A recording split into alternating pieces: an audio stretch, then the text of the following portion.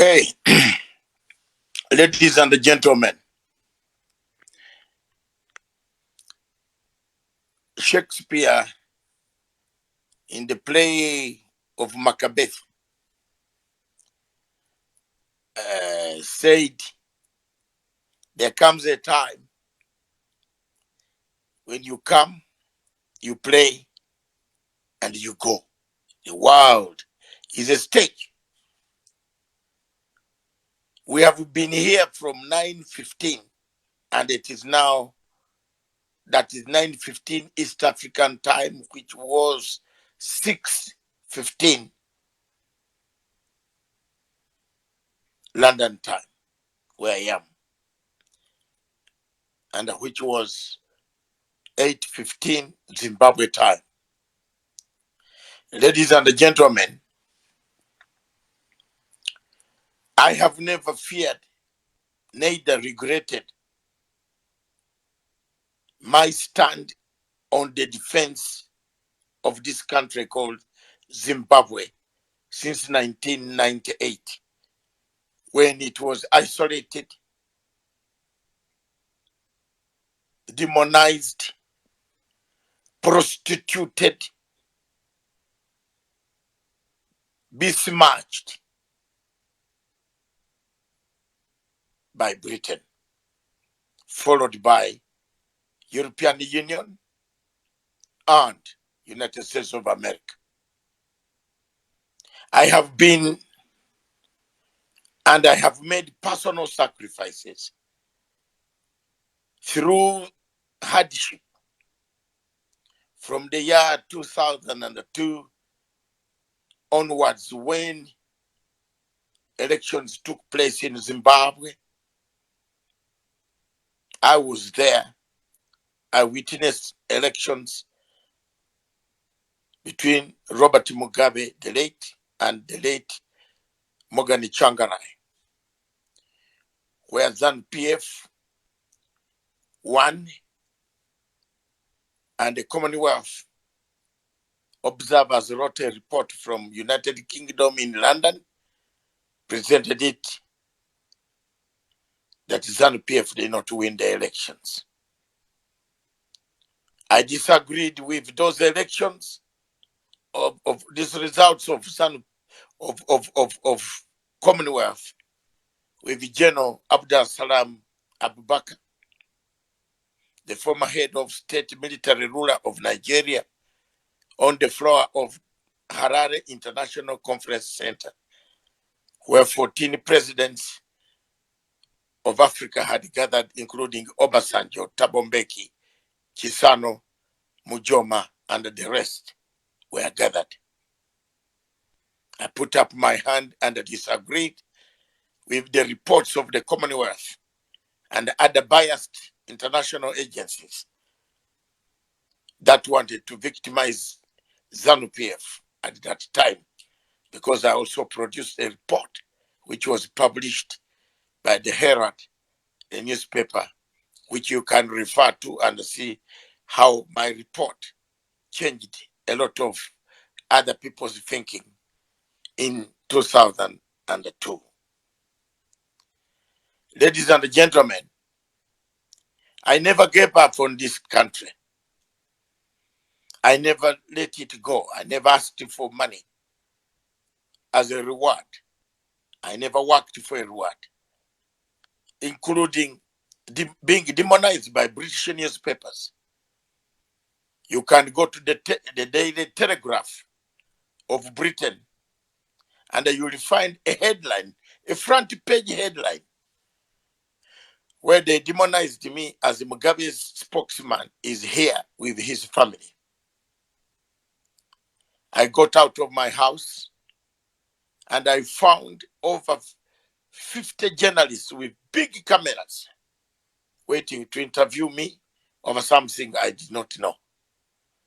But it was because the Daily Telegraph, the Telegraph of London, you can Google it and you'll see what they wrote about me.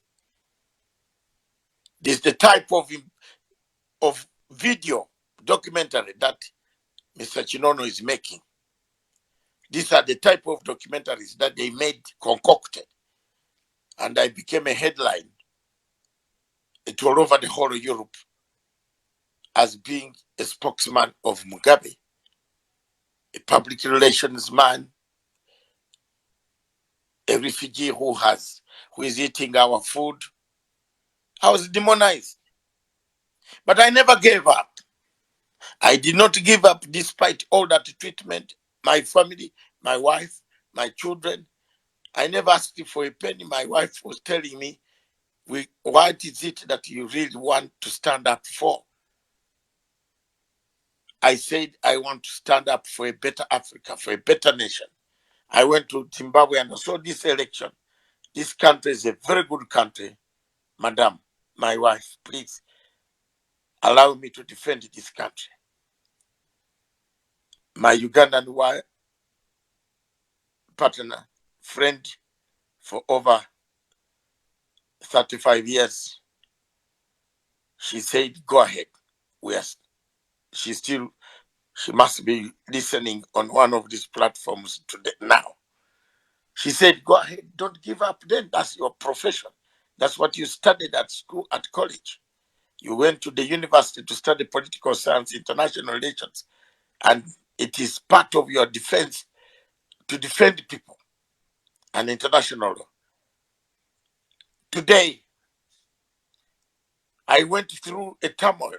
To cut the long story short, I had disagreements with Jonathan Moyo. I was almost killed by Nicholas Goche and the group and Jonathan Moyo at the airport because I stood firm again. And I told President Mugabe that don't ban journalists. Allow them to come. They will report zero. This type of journalists, like the Chinono and so on, they will report zero, Your Excellency. I told the president that it didn't go well with Jonathan Moyo, who was the Minister of Information then. Because the president and the Shamarira, Nathan Shamarira, and the current president, Emerson Mnangagwa, who was my friend who introduced me to President Mugabe, never wanted a pragmatic society. The journalists can come and report and go. Moyo didn't want that. And then we had a clash. I took the team of Sky News. They mistreated me, but we managed as Sky News to take the first interview on planet Earth with His Excellency President Mugabe. But I had been already mismanaged and belittled by Jonathan Moyo, professor, who is also now in the same exile like myself. So this world is like that. Despite all those differences, I never turned my back against Zimbabwe. And I have never gained materially a farm, one plot, one house, $billions of dollars, nothing. I stood firm as a Pan-African. Nobody will accuse me to have gone to Emerson or Det Mugabe to be given money because they have never seen me ask for any. I want you people who are on this platform to emulate that example, to work as a younger generation, to keep Zimbabwe and any African country in defense of this continent. I'm making this speech because it's very important for us so that it goes on record that we once said it. I've stood for so many people in Africa. I went and filed applications for removal of sanctions in the European Union. I stood for ICC in Kenya. If I were not there, President Uhuru Kenyatta would have not been a president. If I were not there, Dr. William Samoei Ruto would not have been a president because they had fixed them and they wanted them to be jailed in the ICC. I opposed the ICC single-handedly. Trisha, and the rest of you who are listening tonight, I was hated by the French, the Americans, and those who wanted the people of Kenya to suffer by imprisonment of their leaders on fake, biased investigations. I refused. I stood firm. You can see my applications in the International Criminal Court that were very clear. There was Operation Murambatsina that they wanted to blacklist Zimbabwe in the United Nations Security Council. I fought that one. We had almost blows with Dr. Ibo Madaza in one of the conferences, almost fighting each other because of Zimbabwe. I have never let down my Africa. And today, I come to this conclusion and this documentary. Qatar has been a satellite state used by United States of America and France to destabilize several states in Africa. The latest example is what Qatar did in Rwanda in negotiating the peace for my friend, the author of the Hotel Rwanda. We don't know circumstances, but the truth will come out. And I want to thank God that he is out of prison and he's gone. Qatar negotiated with the Taliban. The people of Qatar know who the Taliban are. The killers of Afghanistan always talk with Qatar. They talked with the Qatar through the Americans, and the Americans had to run at night after they had dumped all what they had in Afghanistan into Doha. They ran away and left Afghanistans to die on their own. Ladies and gentlemen, there are so many examples that I can give that can show you that Qatar is not a good state, but it is exporting its type of methods of bad records of human rights. Several people died while making these stadiums for the World Cup. No report, no documentary has been done by Al Jazeera. I have not seen any, which is pins the Al Jazeera, pins Qatar government for the abuse of human rights. A country that does not hold elections wants to come to Africa to account for us who hold elections every 5 years. I am not amused about that. On this question of gold, whose gold was stolen? My question remains, there was no gold stolen. Zimbabwe has not complained that there was gold stolen. Neither there is a report from Zimbabwe Republic Police that someone stole the gold and ran away with it.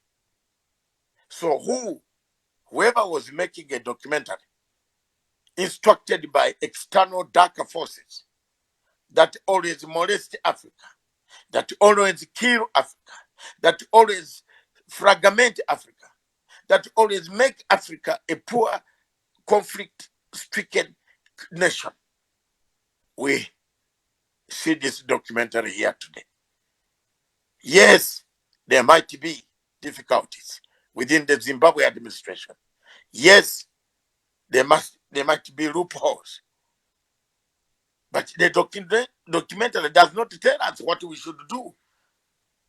Does it tell us to go and arrest Mr. Patrick Kamlesh or the other white guy from London, detain him? Does it tell us what we should do? The questions are many. Imagine these diamonds or this gold was sold to Qatar and it went to Doha and it was banked in Doha banks. Imagine Mr. Kamlesh had banks in Qatar, a bank accounts in Qatar. Would the documentary have come out? Would it have come out? These are questions that every rational mind should ask itself. All of you should start asking yourselves, if these diamonds were being bought by Qatar, would the documentary come to its light? Would there be a documentary? The answer is no. The documentary has come because the diamonds were sold to the United Arab Emirates and not Qatar. That's why the documentary has been made. But if the document was made, if the document was made, if the time gold was sold by somebody from Qatar and that it was taken by the emir of Qatar and banked in Qatar, the way they do their deals on African continent, where they come, they pay, like in Cape Delgado in Mozambique, they paid Total Oil, and the Total Oil left all the oil riches, gave them the oil riches, and it is now called Total Oil Qatar Energies, which has bought all the oil riches after hundreds and hundreds of thousands of people displaced, killed, murdered, maimed, displaced in Cape Delgado. This is not only in Zimbabwe that Qatar would like to disorganize. It is not. The disorganization of Africa is in Libya. You can you see where Qatar, where the mouth is. It is with its neighbor, its supporter, France. In Benghazi, they have divided Libya into two parts. And they support General Khalifa Haftar, the general in Libya, who is killing people, who was a terrorist, who came to overthrow Gaddafi, whom the world does not condemn. Instead, make rebel activities. 20 rebels, has trained over 4,000 rebels in South Libya who went to kill President Idris of Chad. We are watching all these events. Qatar takes part in them. Qatar comes to Congo. You saw a Congolese man here telling us they had gone to Tshisekedi to tell Tshisekedi to call Angolan president and Rwanda president to go to Qatar, to Doha, for a meeting, and the boat paid money for them to sign an agreement that they will end the war in Eastern Congo. Tshisekedi refused. The meeting collapsed. They wanted to sabotage Uhuru Kenyatta initiative in Kenya. Kenya has troops in Democratic Republic of Congo. This is this sabotage, destabilization of Africa. In Somalia, we have Al-Shabaab killing us. But their uniforms, if you look at Al-Shabaab uniforms, many of you look at Al-Shabaab when they are training in their camps. The uniform comes from across the Red Sea. Why should we be dying when we know where the uniforms come from? Ladies and gentlemen, brothers and sisters, Zimbabwe has a right to sell its diamonds. Zimbabwe has a right to sell its gold. This gold is not British gold. It is not American gold. It is not French gold. It is Zimbabwean gold. They have blocked this country, put this country on sanctions.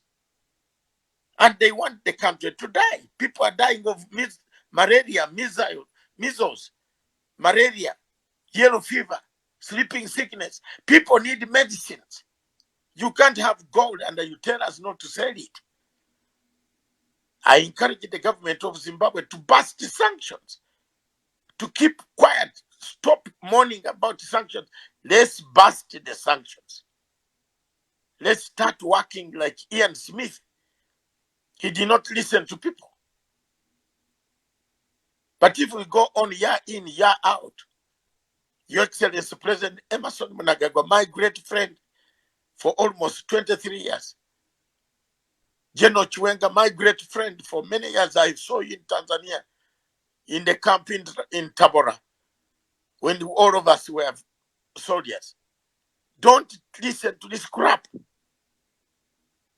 Let these minerals help your people to return Zimbabwe, Harare, the good roads, the water sanitation systems that I hear they are collapsed. Let this money be put in productive areas. You are not criminals. You have not done. You can't be criminalized on your own goods. There is no report from Zimbabwe Republic Police that gold was stolen.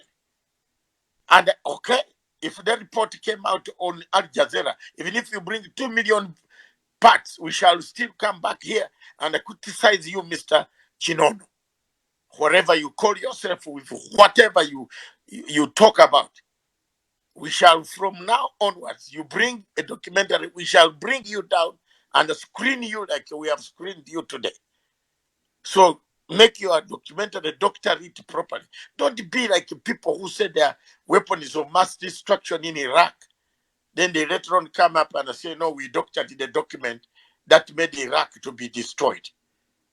Don't say like Sarkozy, a thief, a small thief from France, a stupid rat from France called Sarkozy, who stole Gaddafi's money and took the money to use for campaign. And the court in Paris found him guilty when he had killed Gaddafi. You think we don't know? We are Africans, we are stupid. It's because we have a weak African Union. We should have fixed Mr. Sarkozy, given him a warrant of arrest, that when he steps on any African soil in the future, he doesn't go back. He spends time in that jail. They killed Libya. Libya is begging for medicine. Sarkozy stole the money and used it for campaign in Paris. Are we stupid? I want to warn you, people of Africa, that every time you see Total Oil, you must know there is Qatar that pays Total Oil to drill. Total has the drilling equipment, Qatar has the money. So every time you see Total Oil coming, and I want to tell the leaders in Zimbabwe that you have got today, you have got, and I'm telling you, people, my people, you have got oil. You are going to have a lot of chaos. And Qatar will be one of the countries bringing chaos for you. They will come there to say, Mr. President, give us contracts. And tomorrow they go back, they bring in Total Oil, then they start fighting, cause you an insurgent. Be careful. Ladies and gentlemen, with those many words, I want to thank you for listening to me up to this late hour. As you have stood by me, we had very good audience that has dissected. We didn't discriminate. We allowed everybody, whether in opposition, you can come and say your words. Everybody, we have not stopped anybody from that small younger man called Chamisa's party, whom I, who who relies on George Soros for support, you know, and I don't rely on George Soros for support, and Vanguard Africa for support to demonize his own country. We have not stopped anybody. We allowed everybody to come here and speak their mind. So if you didn't turn up to speak your mind, it doesn't bother me. If you can create your own platform and speak your mind or to talk about me, I don't care. But I've made my mind. I don't support anybody who wants to mutilate Africa. I don't support anybody who wants to demonize Africa. With those words, I want to ask my radio station in Nairobi, Kenya, to play one Swahili word, Swahili song, the one that did not finish, we close. And as all of you go back, Trisha, I want to thank you very much for the good job you have done. My production general manager in Nairobi for the television, I want to thank you for staying all that up to 3 p.m. almost. And we thank you very much for all of you. I thank all my speakers. I thank all the people who have contributed to this debate. Let's play one number, and that number you can drop off the way you want until the music stops. Then you go to sleep. See you again. Thank you very much. See you next Monday when there will be another topic. Don't forget, I struggle for a better Africa. I am Dr. David Nyakoraki Matsanga, son of soil, born in Uganda, raised away partly in Uganda, from London. Thank you very much. A Pan-African. By the way, I will contest the post of AU chairperson in 2024 in July, together with my Algerian counterpart as a running mate. We shall put our candidature before the heads of state of African Union so that they choose. And my country, I want to thank you, Uganda, Your Excellency President Museveni, for accepting to forward me. And my name will be there. Let my votes be counted. I believe one day it is Zimbabwe, the Munagagwa, will be the first one to vote for me. That's why I'll stand for you. God bless you. Play the music. Thank you. Thank you.